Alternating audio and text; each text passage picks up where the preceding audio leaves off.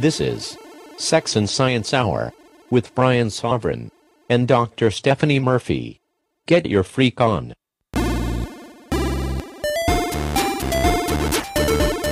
Welcome to Sex and Science Hour. Oh, it's the best hour of the week every week. Yes, it is. I am Stephanie, and you are Brian. Of course. We're glad to be with you.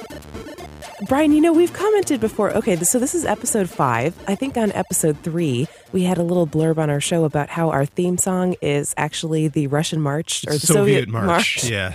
We actually got an email from a Russian listener confirming that this is true. Yeah, really, don't ask why I knew it was the Soviet March. No.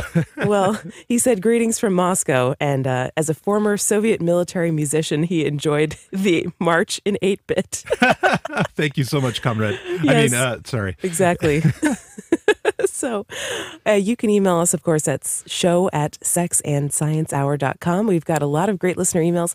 And, you know, now we're on episode 5. We're getting more feedback from our listeners. We're actually getting too many listener emails to be able to fit in our shows. So this is great. We're going to have to do something about that. Yeah. Either change our format to be more email and less stuff, or I don't know what we'll do, but we'll fit them in somehow. We'll squeeze them in. Yeah, maybe we'll do an email special at some point. Who knows? That might work. Yeah, that's a good idea, Brian.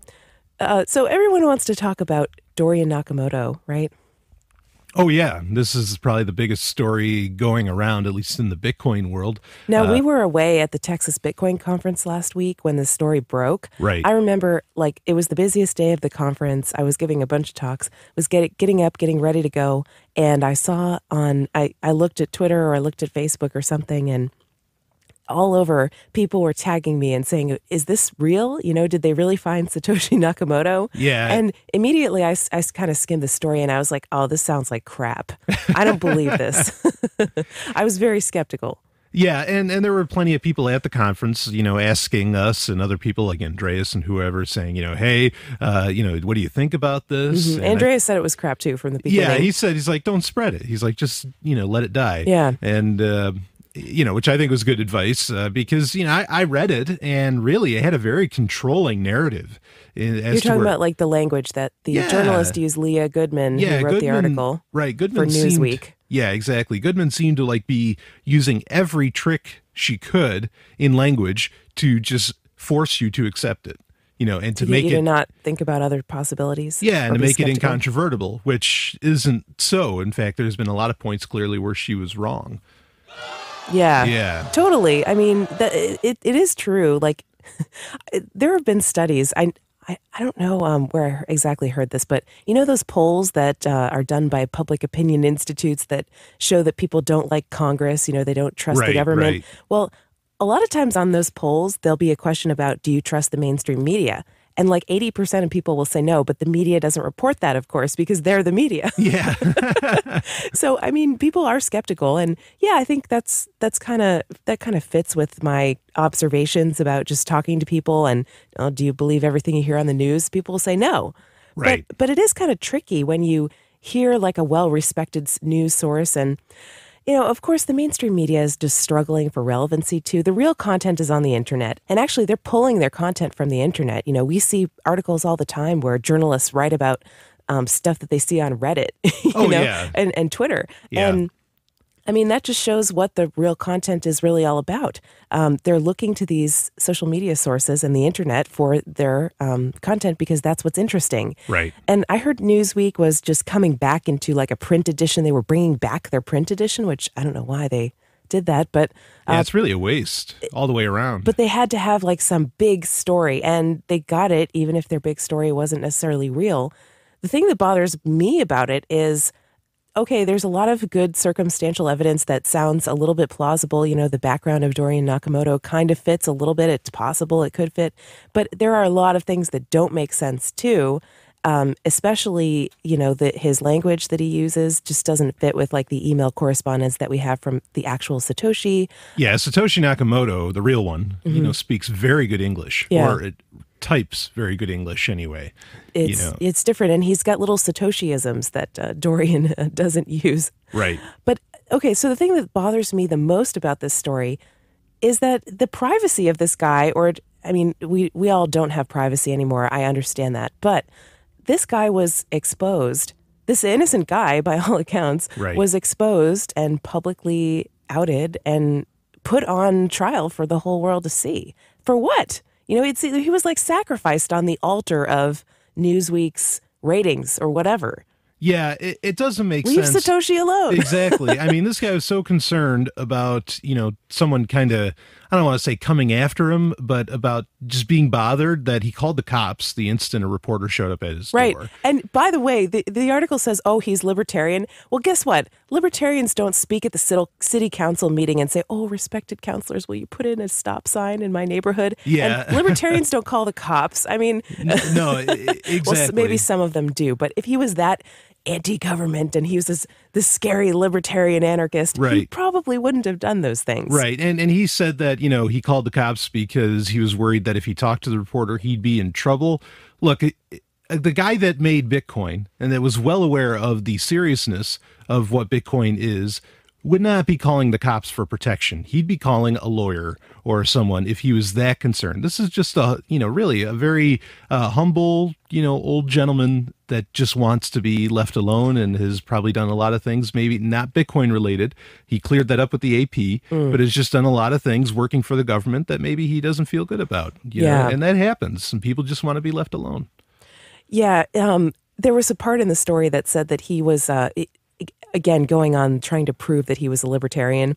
There was a part that said, like, he told his daughters, like, start your own business and don't be under the government's thumb or something like that. Right. And he made a couple of other statements that were attributed to him that were libertarian sounding.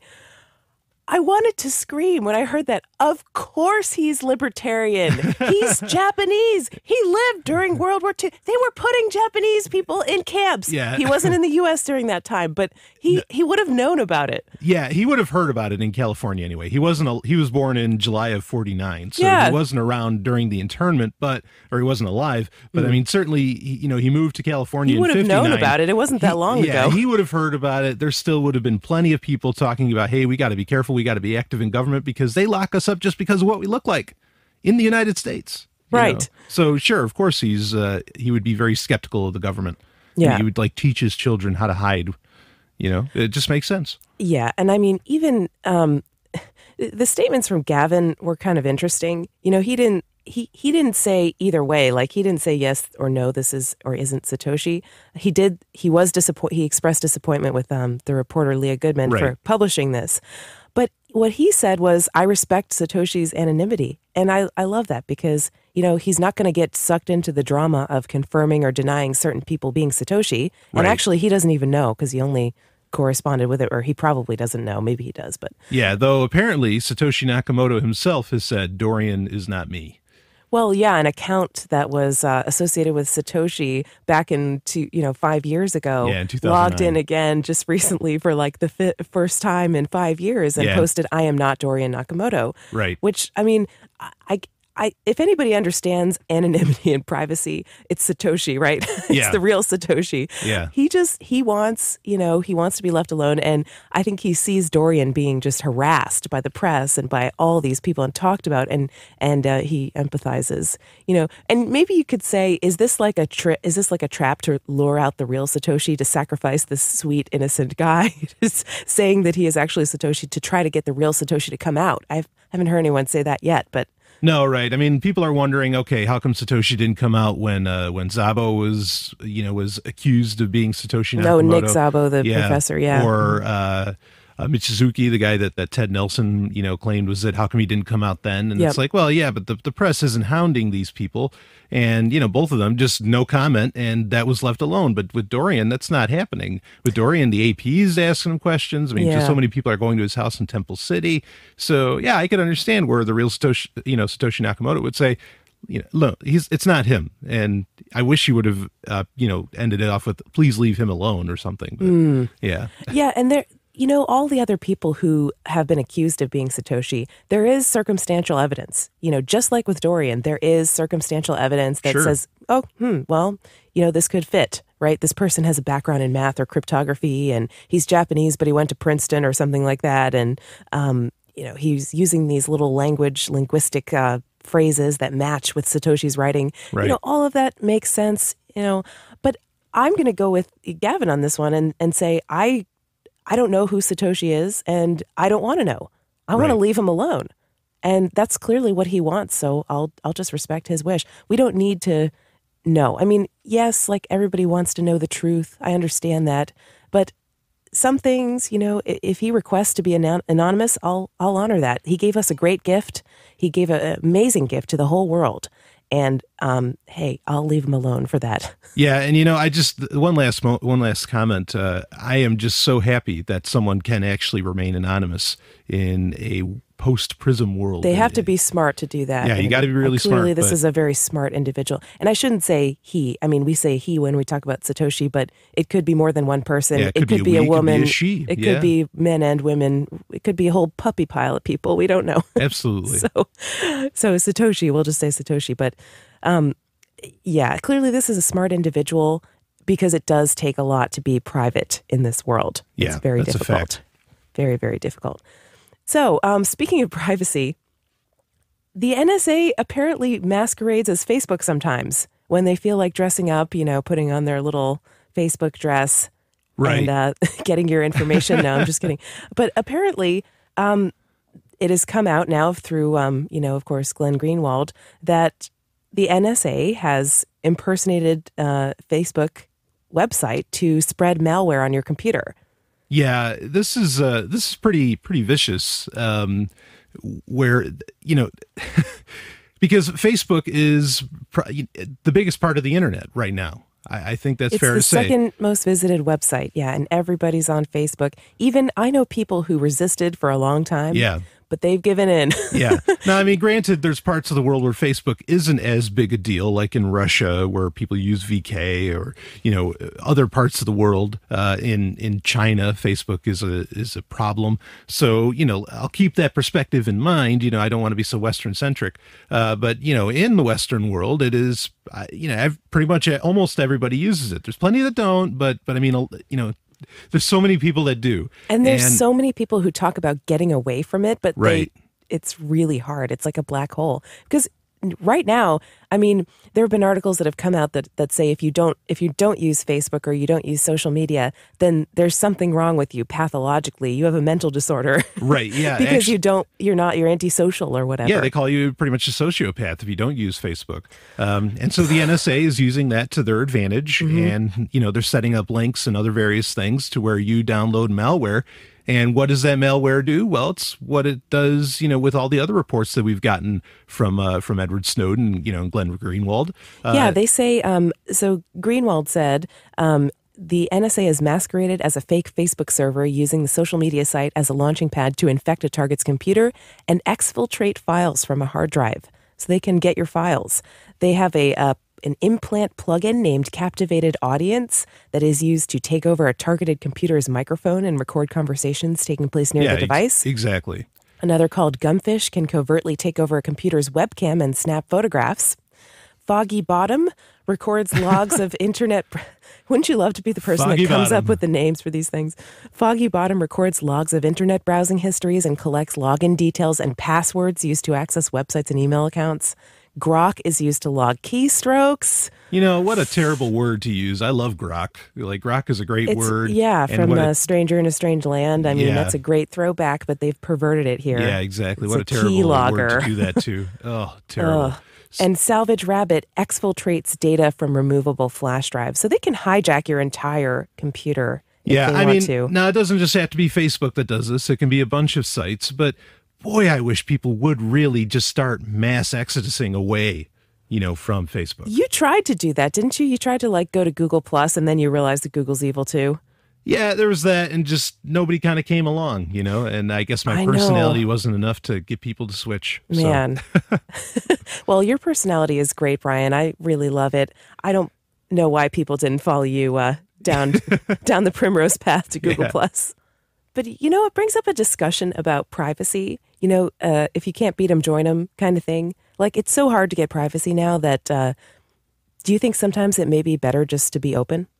I wonder about that. And there's systems that may allow for being very open, like Ethereum, that would allow for a very open society, to where everything's open. Though that's the caveat. Yeah, I don't know if I want to be open about everything. Right. Well, but I mean, it's like, okay, I'll be open as long as the NSA is open too. Yeah, that's the problem. It's really just the double standard is that they can spy on us, but we can't. Not that I want to spy on anyone. No, but I don't. But if you can't do the same thing to them. Even with cameras, if you film a cop, they usually get very mad. Oh yeah, absolutely. Even though that's like fully within your rights to do that. So right, but I mean, I'm open to being open. Even like with matters that perhaps aren't so mundane. Well, there is a new study out that we were going to talk about that says it's better not to hide your porn. It's better to just be open about it for relationships and for just general well-being, because then you don't feel ashamed of it, and if you're open about it, it'll make your life better. I agree with that, and that's actually pretty key, I think, to one of the ways to thwart a lot of this privacy problems. Secrets are used to shame people, so if you don't have the secrets that can shame you, and if you're not ashamed of them, then you're not a victim of that. Exactly. All right, this is Sex and Science Hour. There's more coming up. Stay tuned. Sex and Science Hour is part of the Let's Talk Bitcoin network, and we are so excited. Wait a minute. What's Bitcoin? What's Bitcoin? What's Bitcoin? Well, you'll have to listen to Let's Talk Bitcoin to find out. It's a twice-weekly podcast, and you can find it at letstalkbitcoin.com. Okay, I gotta know. Yeah, you really should probably get on that. It has a whole network? Yeah, we're part of it. How did I not know about this? You must have missed the memo that we were on their network. Anyway, now back to Sex and Science Hour. Here at Sex and Science Hour, we love EasyDNS. They let you register domains, handle security for your website, email addresses, pretty much anything related to DNS or domain names, they can do it.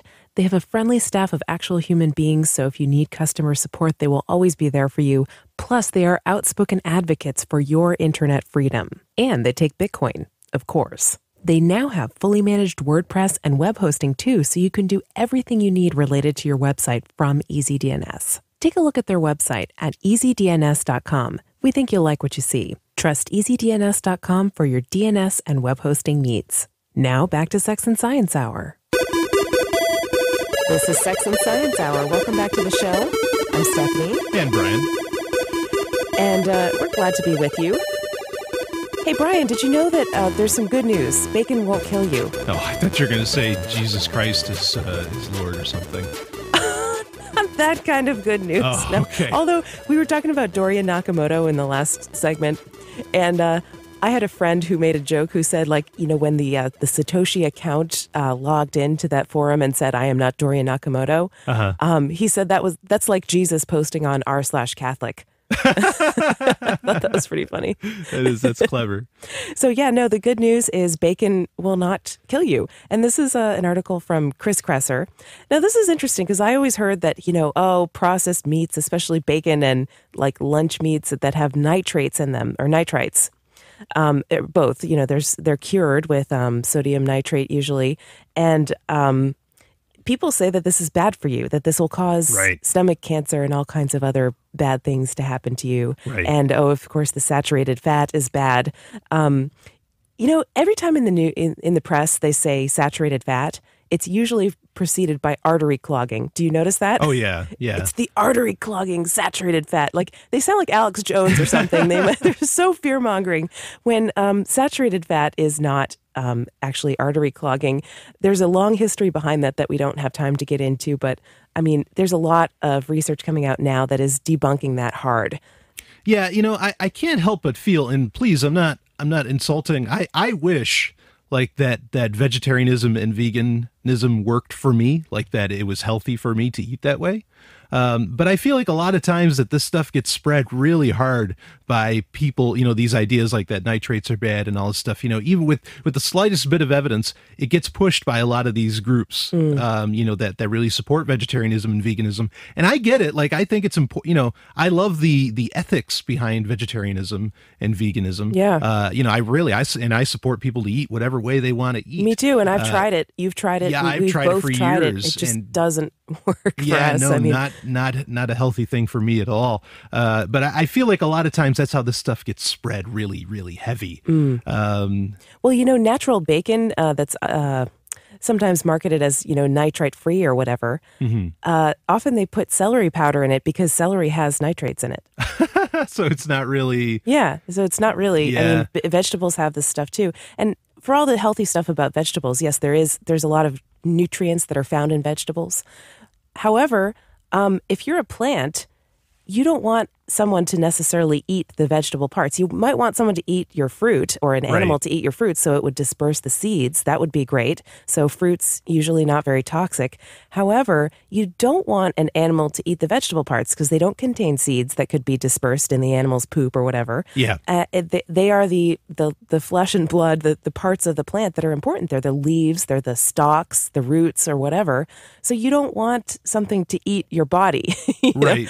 So plants can't get up and run away, so they have to make chemical defenses because they are stationary. Yeah, this is where like spicy food comes from. It's just that it kind of evolved to protect itself, to not be eaten. Oh, exactly. And some of the chemicals that are in like broccoli and cauliflower, they're to prevent bugs and animals from eating the plant. Sure. So I mean, I'm really happy about this because I've eaten and still do at times a lot of hot dogs, and they are like nitrate. The most nitrate dense thing out there, I think. So right. Well, so this is from Chris Kresser that we're reading, and he's kind of big in the paleo world, I guess. He writes a lot of articles, and he's really outside of the box thinker, though. Like, I mean, he definitely doesn't follow the paleo, wave the paleo banner as much as some would think. Well, he's saying here in this article that he looked at the original research that was claiming that nitrites and nitrates can cause stomach cancer, and that's just not true for a variety of reasons. Right. And there's other talk about how, I mean, nitrates, they don't even last in the bloodstream for 5 minutes. So how could they cause a lot of what's being talked about? Well, they can be converted into nitrosamines, which are a cancer-causing chemical, or they can be converted into nitric oxide, which actually helps open up your blood vessels, and that's like a natural thing. Right. He also says there's natural nitrite in your spit. I didn't know that. No, I didn't either. And also in vegetables, right? Which is why the natural bacon has celery in it. Right. I mean, I think if I remember right, at the end of the article, he even makes the claim that they might even be healthy. Nitrates and nitrates, that they may not be a bad thing at all. Right. Yeah, and I know the conversion to nitrosamines is inhibited by vitamin C.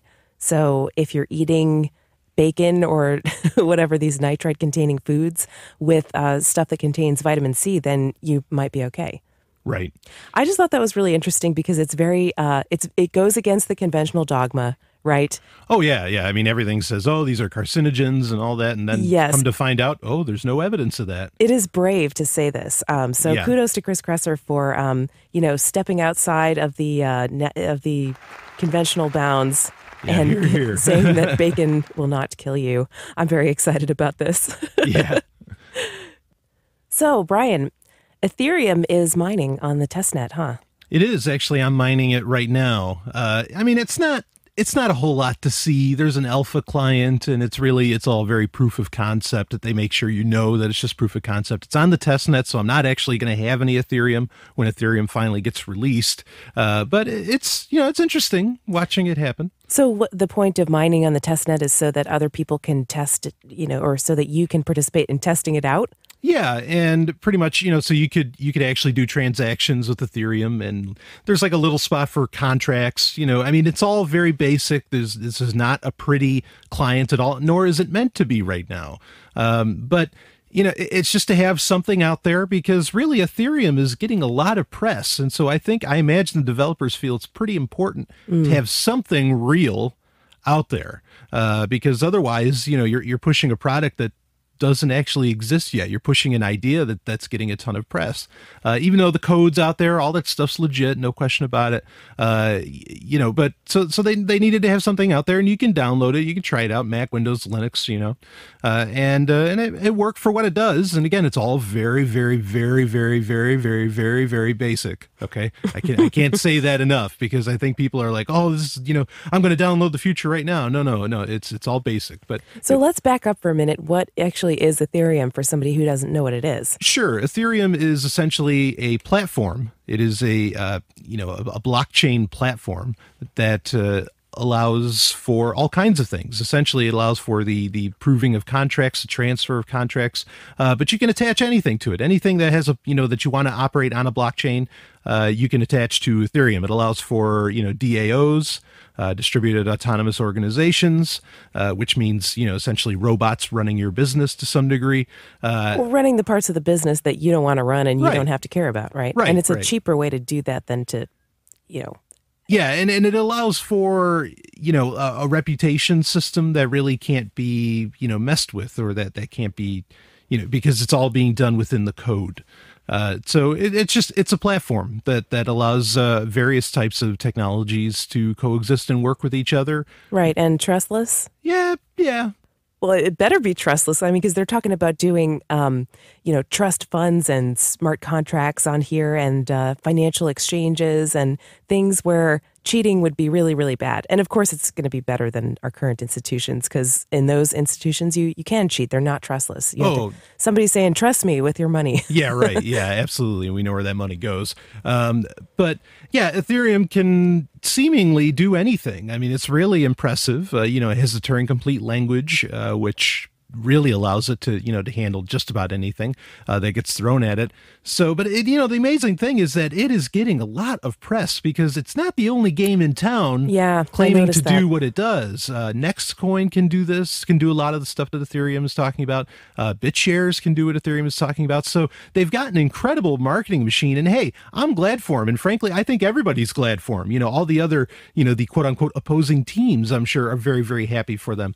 But they had an article in Wired actually recently, just a few days ago, where it was saying that, it ended off with, and it was written by a woman who was looking at, okay, how do these decentralized systems like Ethereum, how are they going to be worked at within, the law? Like how exactly are these things going to work with governments and all that stuff? And of course, the important factor of a lot of these Ethereum, BitShares, and whatever else is that they don't need governments. That's kind of the point. Right, exactly. Is that they're not necessary at all. So are people missing the point? Oh, certainly. And now the woman did bring up a very interesting concept, an interesting point that, you don't want to trade one tyranny, maybe a more physical tyranny, for tyranny of code, meaning that, if Ethereum runs everything and Ethereum somehow ends up being, Skynet or something, that you essentially fall under that tyranny now, and that you actually don't gain freedom, you lose it.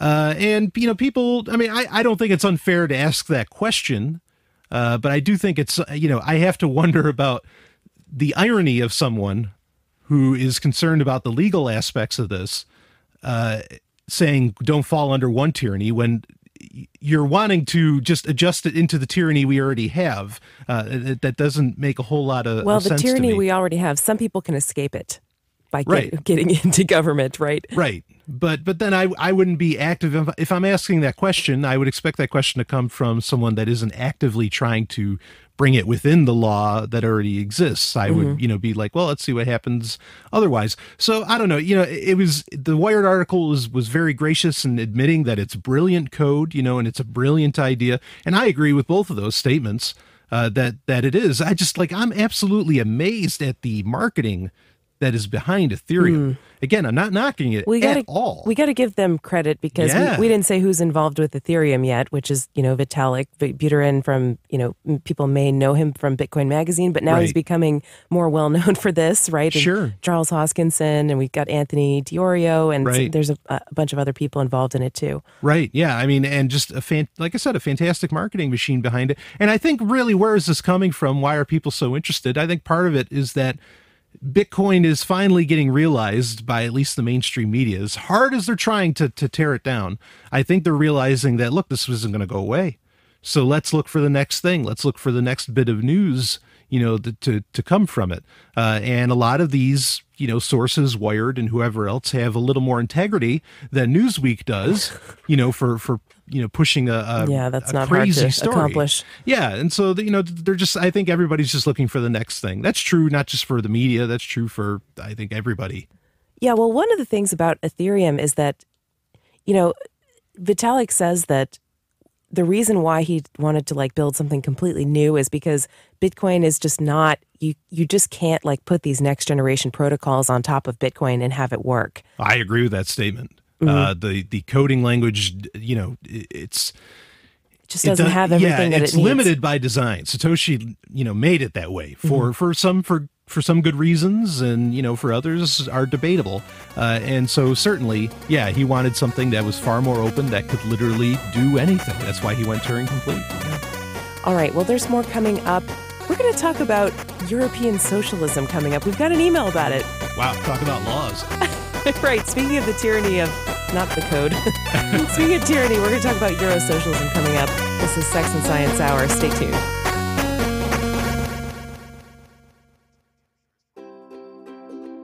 Sex and Science Hour is looking for sponsors. We do our best to do an entertaining show that is heard by thousands of people each week. Do you have a project, business, product, or service that could match our audience's interests? Let us know. Contact Brian at letstalkbitcoin.com to find out more. That's Brian with an I at letstalkbitcoin.com.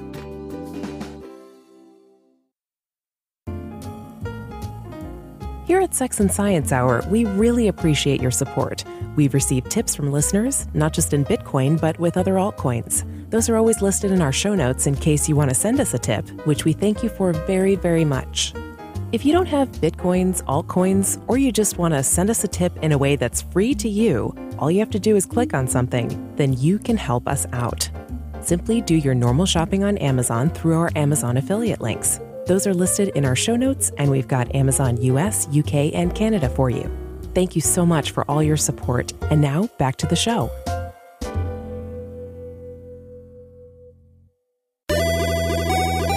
This is Sex and Science Hour. Welcome back to the show. Stephanie here. And Brian.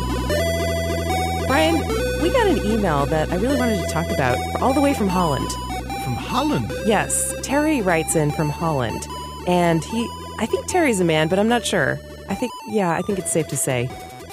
I don't know. Terry's one of those androgynous names. It could be Teresa, or it could be That's true. Terry, like a guy. I don't know. Yeah, pretty Terry, sure it's a guy. Okay, so Terry, I apologize if I'm confusing your gender. I have a lot of gender confusion myself, so don't worry about it. I'll call you a guy for now. But Terry says, being from Holland, it amazes me how American the people from the LTB network think. And we are, of course, on the Let's Talk Bitcoin network. That's what Terry meant there. Sure. Which makes sense, he says, because the majority is from the USA. But I often view things from a different perspective. Taxes, for example. He's got a different perspective on taxes. He says, our tax percentage is much higher than yours, but the Americans seem to have a general attitude of distrust towards the government on what they do with the money. Over here, we have good roads, public transportation, and Social Security. We had something like Obamacare long before Obama was born. Teens don't need to be good in sports or walk around stage in a bikini before they can have a scholarship. They just need to study, and the government will pay. Holland is obviously not paradise, but the general consensus is that our tax payment is money we contribute to the community, although we wish that others contribute more than we do. Whereas the approach toward tax and inflation in the U.S., it almost seems like the money is money that you worked for, but somehow the government steals it from you so that they can buy weapons to kill some brown people. And that's pretty accurate description. Yeah, that's exactly what it is. Because that's what happens. He's got it nailed there. Yeah. I mean, yeah. That brings me to my question, he says. A few years ago, Greece went bankrupt, and it had a huge impact on Europe. Meanwhile, the national debt per capita in the U.S. was/is much higher than in Greece. The USA should have gone bankrupt long ago. Terry, I agree. I agree as well. Absolutely. But they didn't, because apparently people are still borrowing them money. And I think he said borrowing them money, but I think he means letting them borrow money. Yeah, kind of like China. Yeah. Mm-hmm. And that's true too. When Bitcoin becomes a huge success and replaces much of the fiat money, like email replaced a lot of the dead tree mail, I love that, and the government can no longer use inflation as income, what will happen then? Will America go bankrupt? If they do, what will happen? The American dream is about the self-made man whose heart beats faster when he hears about freedom and individuality. Therefore, Bitcoin sounds great for anarchists/freedom lovers. But would you really want to live in an anarchist society where each person provides for himself, where the government has little or no power to suppress the citizens, but also does not have the power to protect them and provide what they need? What do you think, Brian? Would you want to live in an anarchist society based on Bitcoin, where the government doesn't have any power to suppress us and doesn't provide what we need? Yes. Yes, me too. Yes. A great question, Terry, by the way. No, really. He really brought that up in a very respectful way, and he's got it. Very reasonable. Yeah. And I can understand. I mean, there's a lot to address there, really. We can address the main question, but I mean, it is important to point out that, when I think if someone saw, like, I use the example of Norway. Okay, there's a country, high tax rate, not at war with anybody, and they're not in debt. In fact, they might be a singular nation in the fact that they're not in debt to anybody. And if I were in that country, I don't know that I would have come to the point where I realized that, hey, taxation is theft and all this stuff, because what's being done wrong with my money? I would say, well, nothing. Yeah, that's a good question. I don't know, Brian. I mean, we do live in a state where the government is constantly at war. The defense budget is so-called defense. It's really offense, but they call it the defense budget. Is huge, and it's higher actually than the social entitlements and the social safety net so-called programs, which are a joke because actually the so-called Affordable Care Act, Obamacare, is making health insurance less accessible. I lost my health insurance plan.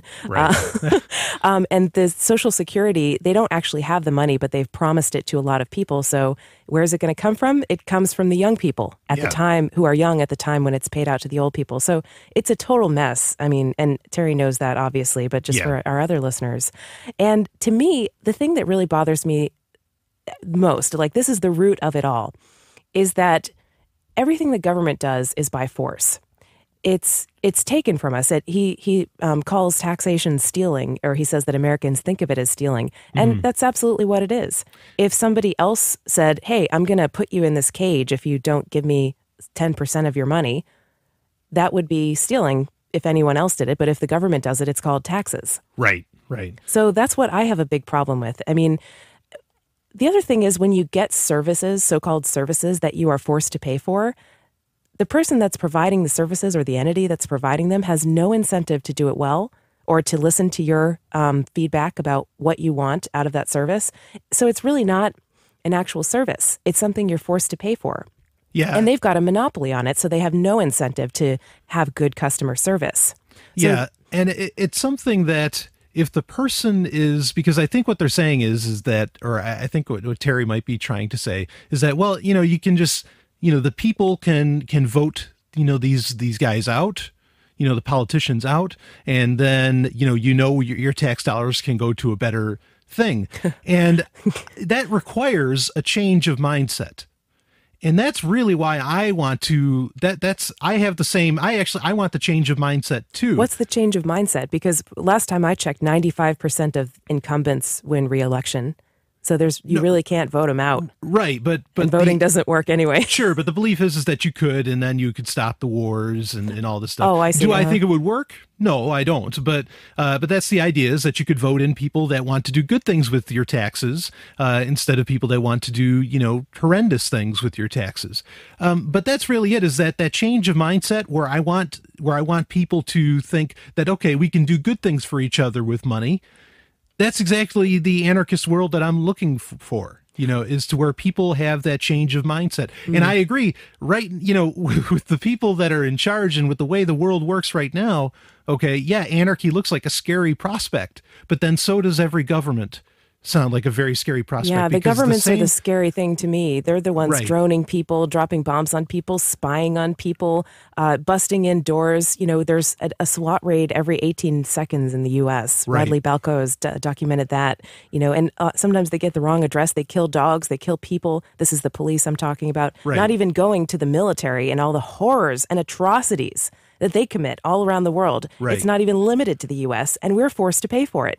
Nobody pays taxes because they want to. They pay them because they're scared of what will happen if they don't. Yeah, because you'll get, eventually, at the end of the day, you'll get locked up or even shot. Yes, that's the gun in the room, so-called. That's the fact that everything government does, they do by force. They are extracting money from you and me by force. And that's not fair. And that's not okay. I mean, in Norway, if people just had the better mindset, I know he's talking about Holland, but I'm going to use Norway as an example because it's something I'm a little more familiar with. In Norway, if everybody just, was like, well, we know where our money's going, we're good with it and all that. Frankly, you actually wouldn't need government because people clearly just already know, where the money should go and what it should do. Exactly. It's like, well, then it's by consensus. Right. And then they say, well, you got a few bad eggs. But if the bulk of people, are just naturally good and know what they want to do with the money and all that stuff, then the few bad eggs can't hurt you, because the bulk of the people, know where they want their money to go, to good roads or bad eggs or bad apples. Why don't we just say bad people? Yeah. Bad people are attracted to positions of power where they can abuse that power and be corrupt. Right. And that's exactly what we see with government. And exactly. So it brings up the old meme or the adage of, if people are good, then you don't need government, right? Because they can govern themselves and they'll be fine.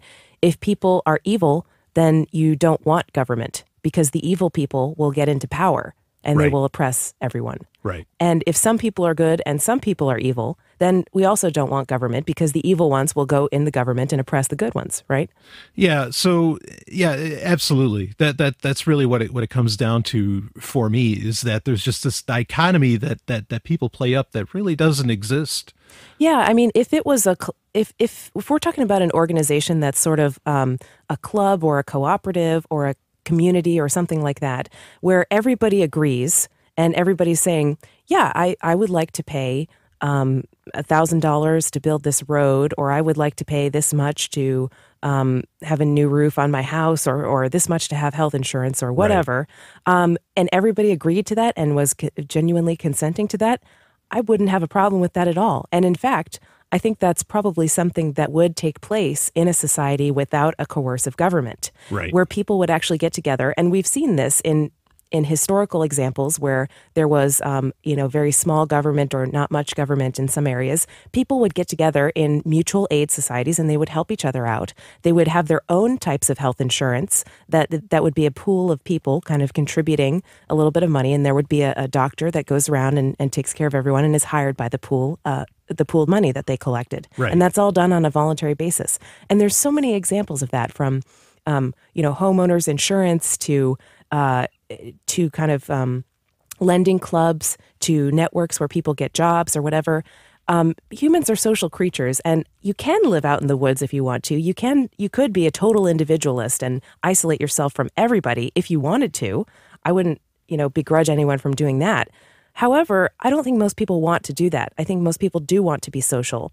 And you don't need a government to live in a society or in a community. Communities can manage themselves on their own. And that's what I think I would choose. Yeah. I mean, anyone that really believes in like individualism, I mean, there are people who want to go off in the woods and do their own shtick and not rely on anything. Okay, fine. But anybody that believes in individualism generally also believes in the idea of the division of labor. Yeah. Meaning that they recognize that it takes, thousands of people to develop a radio. And that it's not, there's oddly enough, it seems paradoxical, but in individuality, there is a sense of community all the same, and I think the other point that I just want to bring up is that there's a lot of people who feel, like the idea of wanting to have an anarchist society, a society without governments. Okay. If your initial premise, your initial belief is that human beings are naturally evil, then I can't see where anyone would ever accept an anarchist society. Well, how are you living on your own now? I mean, if everyone else around you is evil, I mean, is the government protecting you from all these evil people? No, crime still happens. Right. And some of the evil people are in the government. Yeah. I mean, and there's even people, that's a concept that falls under like original sin with Christians, where they think people are naturally evil. But there's plenty of people who believe, who follow the theory of evolution that think the same thing, that we're naturally animalistic and in it for ourselves. And I want to disprove that really fast, because there is a volcano that erupted about 70,000 years ago. It's called the Toba supervolcano. And it was so destructive that it brought down, the numbers are kind of shift, but a lot of people think at least it wiped out humanity to about 5,000 people. This is 70,000 years ago, long before civilization. We're definitely in touch with our animal side, if there's an animal side to humanity. The fact that from 5,000, some even say as low as 1,000 people moved on to where we are now is proof that we are not just a bunch of vicious creatures that are offing each other constantly, even when we're in touch with our animal side. In fact, we actually work with each other to where we grow into what we are today after such disruptive events as a volcano that wipes out millions or at least hundreds of thousands of us. Yeah, we need each other. Humans need each other. And innately we know that. I agree with you. I mean, we do need each other to have better lives, to make innovations, to live in a comfortable manner, and I think there's a lot of truth to those sayings that, like, it takes a village to raise a child and so forth, but the village is not the government. The village is the village. It's people. It's people. It's not a coercive, top-down hierarchical institution that can force you to do things and that people who are supposed to be your equals are in charge of. Right. That's not what we need. We need each other on the same level, I think. Yeah, absolutely. All right. So after that libertarian screed, I think we're gonna move on. And Terry, great question. Thank you so much for writing in. It. Really appreciate your email. Great questions, great points. Yes. And we even got to talk a little bit about Bitcoin in there. And after talking about Terry's question, I did just want to give some resources for anybody who's interested in learning a little bit more about the concepts of liberty that we've been talking about, sure. or anyone who just wants to hear our other work, because Sex and Science Hour is maybe the way that you know us, but we do actually have some other projects which are really cool, and we want to highlight them. So, Brian, you host a show called Sovereign Tech. That's right. It's SOVRYN tech.com. And it's a technology podcast, and it's about how technology and science will set us free. Yeah, absolutely. It's a fun show. I am the producer of your show, so I'm a little bit biased here. I'm revealing my bias. There's no such thing as objective journalism, but I'm revealing my bias here. I am Brian's producer, but I'm also a fangirl of his podcast. Oh, thank you. Love your show. Thank you. It is so good. It's so entertaining, and you come up, I don't know where you come up with some of these thoughts and some of this news, but I love to listen to it. So yeah, I will say that. I guarantee you're going to hear things you will not hear anywhere else. It's totally true. So Sovereign Tech, SOVRYN tech.com takes you to your SoundCloud page. That's right. Where you can subscribe to the podcast feed. I don't miss the show personally. Brian and I also work together on something else, which is a show called Free Talk Live. Now, Free Talk Live is a nationally syndicated radio show, and it's on actually 7 nights a week. So every single night, Sunday through Sunday. 3 hours a night. You can hear Free Talk Live from 7 to 10 p.m. Eastern Time. And the archives are up for free, and they have a podcast too on SoundCloud. And you can find all that at freetalklive.com. Now, Brian and I are only on the show together on Free Talk Live on Sunday nights. Right. But every single day, they are on the radio talking about freedom. So if you have questions about any of the stuff that we kind of tried to haphazardly cover with Terry's email, that is probably a great place to go to learn more about it. Yeah, absolutely. It's it's a big deal. It's a big show. It's the number 42 talk radio show in the country, in the United States. And it's on a lot of terrestrial radio stations. Yep, over 140. This is not some small time thing. This is the big leagues of radio. And a free podcast too. So you can listen to the archive. If you want to call us, like, you don't have the opportunity to call in here on Sex and Science Hour, but if you want to call Brian and I, you can call us on Sunday nights on Free Talk Live. Absolutely. Because it's an open phone show. You can talk about whatever you want to talk about, but it just so happens a lot of it's very liberty oriented. And for our European listeners, it would be like probably midnight when they're listening to it. But hey, some people like to stay up late. We get a lot of European callers. We do. Actually, you can call on Skype, so it's not just a phone call-in show. So, and the last project I want to mention is I am on the podcast Let's Talk Bitcoin, and you probably have heard Let's Talk Bitcoin or are familiar with it if you listen to this show, because we are, of course, on the Let's Talk Bitcoin network. So I won't harp on it too much, but Brian, we are actually coming up on our 1-year anniversary with Let's Talk Bitcoin. That is amazing. Yeah, I'm so excited. Ride. The history of Let's Talk Bitcoin is fun, and we'll probably get into it on a different show. But Adam will make a book. Yeah, that's right. It deserves a book because it's a really cool show. And, we've been there kind of covering the Bitcoin world in depth at a really high level for you. So if you're at all interested in Bitcoin and you have some familiarity with it, I definitely recommend checking out and subscribing to Let's Talk Bitcoin at letstalkbitcoin.com. So I think now it's time for a sex topic, right? Yes, let's talk about sex, baby. Can you sing that? Let's talk about sex, baby. Let's talk about you and me. Wow, somebody Get in touch with Salt and Pepper there. Yeah. I think I'll stick to podcasting.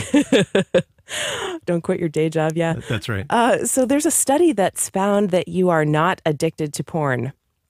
Have you heard this, Brian? Like, there's a lot of people going around saying you are addicted to porn. I've heard this, never believed it. Never believed that was like true. It's not just porn. I mean, so there's a couple of different threads I see in this.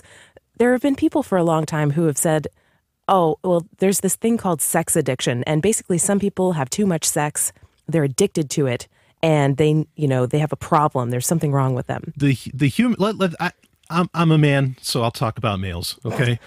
The human male, on average, every 5 minutes to an hour produces millions of sperm. Okay. Even after, you do your business, you ejaculate, whatever. Okay. 5 minutes to an hour later, you've got millions of sperm ready to go again. The idea that it's impressive. The idea, okay, that you were designed to like just keep storing that up for months on end or whatever, or that somehow like there's this idea of sex addiction that's not meant to be released often.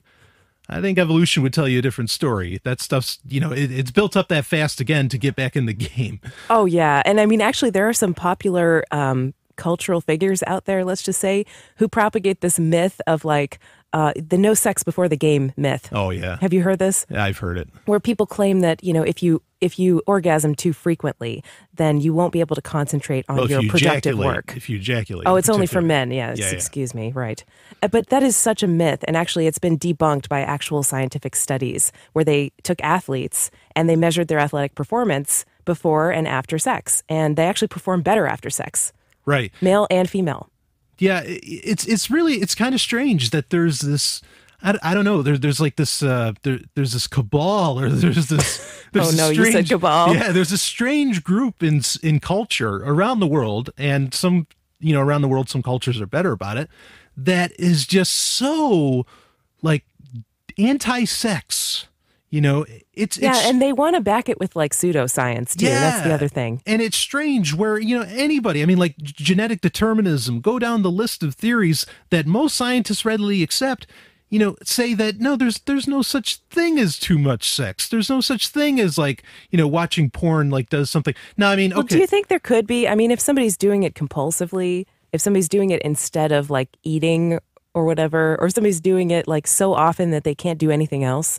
Oh, sure. That's a problem. But I don't think that's necessarily what's being brought up. Yeah, I don't think that's not the norm, first of all. And also, Right. It's not what's being talked about. I think that there are lots of people who would like to group in very normal sex havers and porn watchers in this group of addicts who have a problem. Yeah, I mean, now, like, take porn, okay?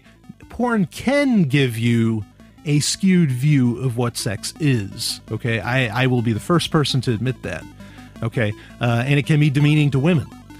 But that's a lot different than saying that you're somehow addicted to it. Those are two very different animals. Sure, yeah, and speaking of different animals, I got nothing. But thank you for listening to Sex and Science Hour. We're almost done for today. Let'sTalkBitcoin.com is where you can hear our show and subscribe to our podcast feed, which is part of the Let's Talk Bitcoin podcast feed. See you next Thursday. You've just heard Sex and Science Hour. Game over. Play again next week.